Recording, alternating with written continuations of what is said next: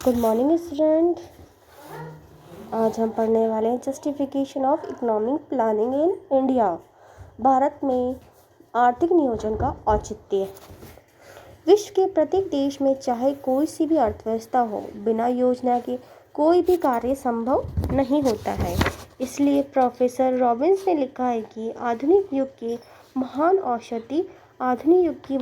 औषधि कहाँ है। निश्चित रूप से आर्थिक नियोजन अल्प एवं अविकसित राष्ट्रों की समस्याओं का समाधान तो ही है और एक नियोजित अर्थव्यवस्था देश की दूरदर्शिता, समानता एवं सामाजिक न्याय प्रदान करती है।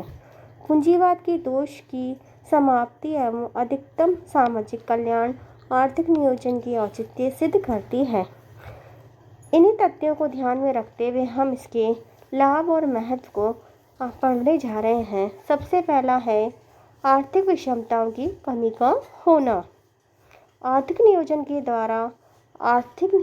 द्वारा राष्ट्रीय आय का न्यायपूर्वक वितरण किया जाता है। धनी व्यक्तियों से उसकी आय का एक भाग आयकर, बिक्री कर आदि के माध्यम से सरकार द्वारा प्राप्त कर निर्धन व्यक्तियों के सामाजिक कल्याण, सामाजिक सुरक्षा कार्यों के खर्च किया जाता है। इसे बड़े छोटे भेद समाप्त करने में सहायता मिलती है। इसका दूसरा पॉइंट है तीव्र आर्थिक विकास। अल्पविकसित राष्ट्रों में मानवीय एवं भौतिक संसाधनों की सीमितता होती है। तकनीकी ज्ञान का अभाव रहता है। कुशल प्रबंधन, कार्मिक वर्ग, बौद्धिक स्तर अपेक्षाकृत कम ही रहता है। आर्थिक नियोजन द्वारा प्राथमिकताओं के आधार पर संसाधनों को सर्वोत्तम उपयोग किया जाता है। व्यक्तिगत लाभ को ध्यान में नहीं रखते हुए आर्थिक एवं सामाजिक न्याय के सिद्धांतों को अपनाया जाता है। तीसरा, देश की 70% गरीबी जनता को ध्यान में रख के उत्पादन और उपभोक्ता के वितरण का सरकारी पूर्ण नियंत्रण करती है और तीव्र आर्थिक विकास की ओर अग्रसर होती है। तो इसका नेक्स्ट पॉइंट पर मैं ले रही हूँ संतुलित क्षेत्र का विकास। अनियोजित अर्थव्यवस्था में संसाधनों का प्रयोग स्वतंत्र बाजार प्रक्रिया के आधार पर बनाते हुए निजी लाभ के लिए किया जाता है। सरकार का हस्तक्षेप नाम मात्र ही रहता है, जिससे देश के क्षेत्र पिछड़े हुए हैं उन्हें आर्थिक नियोजन के द्वारा सरकार इस प्रकार की आर्थिक प्रणाली, आर्थिक नीति की रचना करती है और क्षेत्र के विकास की तीव्र गति होती है। नेक्स्ट पॉइंट है रोजगार समस्याओं का समाधान।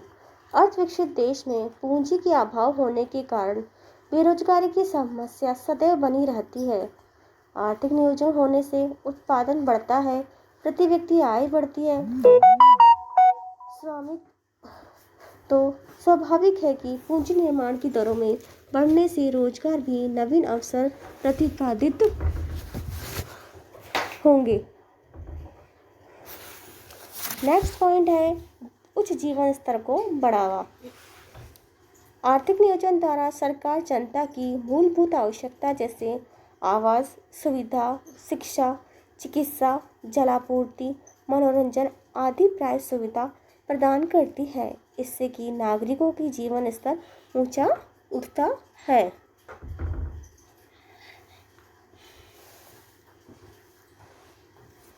नेक्स्ट पॉइंट है आर्थिक स्वामित्व एवं व्यापार चक्र की मुक्ति।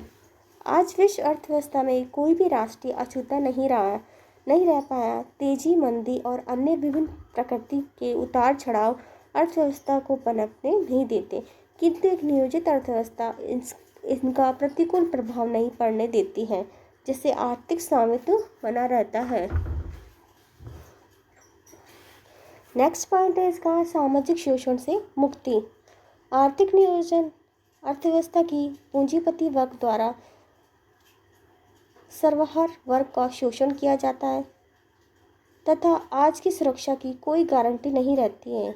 नियोजन अर्थव्यवस्था में उत्पादन के मानव संसाधन को समुचित पारिश्रमिक प्रदान किया जाता है, जिससे उसके शोषण का एक वृत्त एक बड़ी सीमा तक रोका जा सके। नेक्स्ट है गला काट प्रतिस्पर्धा की समाप्ति। यदि इन शब्दों का विचार किया जाए जो प्रोफेसर टर्बिन ने कहा है कि कठोर प्रतिस्पर्धा आर्थिक जीवन का विवेकपूर्ण दिशा मानती है। वो कहते हैं कि वर्तमान व्यवसाय में विज्ञापनों एवं विक्रय संवर्धन पर होने वाले अनाधुन व्ययों ने परस्पर प्रतियोगिता को इतना अधिक बढ़ा दिया है कि साधनों का दुरुपयोग एवं अपव्यय हो रहा है। नियोजन अर्थव्यवस्था द्वारा इस पर नियंत्रण किया जा सकता है। नेक्स्ट पॉइंट है सामाजिक लागतों में कमी। एक नियोजित अर्थव्यवस्था में औद्योगिक विकास का तीव्र गति पकड़ लेता है।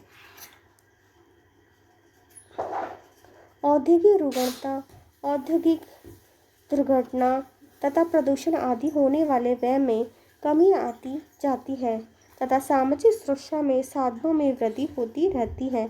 तो सामाजिक लागतों में आर्थिक नियोजन द्वारा सतही कमी हो जाती है।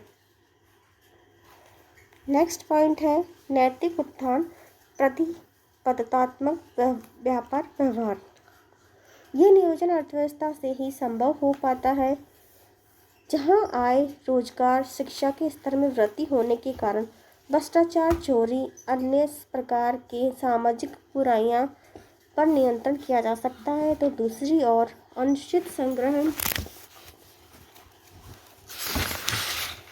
मिलावट, कम मापतोल, अधिक मूल्य लेना, मुनाफाखोरी तथा कर चोरी आदि पर भी उपभोक्ता संरक्षण अधिनियम, प्रतिबंधात्मक व्यवहार अधिनियम, विदेशी विनिमय प्रबंध अधिनियम तथा अन्य अधिनियमों की सरलता के साथ कठोर अनुशासन बनाए रखने हेतु लागू किया जा सकता है। नेक्स्ट पॉइंट है राष्ट्रीय संगठन में समय सहायता। देश के चाहे गृह संकट हो या अकाल भी छाया हो, सीमा पर युद्ध के बादल मंडरा रहे हो या प्राकृतिक मानवीय जनहित विपदा हो, आर्थिक नियोजन पूर्व में ही इन सभी बातों का विचार करते हुए इससे निपटने के लिए प्रावधान कर लिए जाते हैं ताकि उनका शीघ्र समाधान हो सके।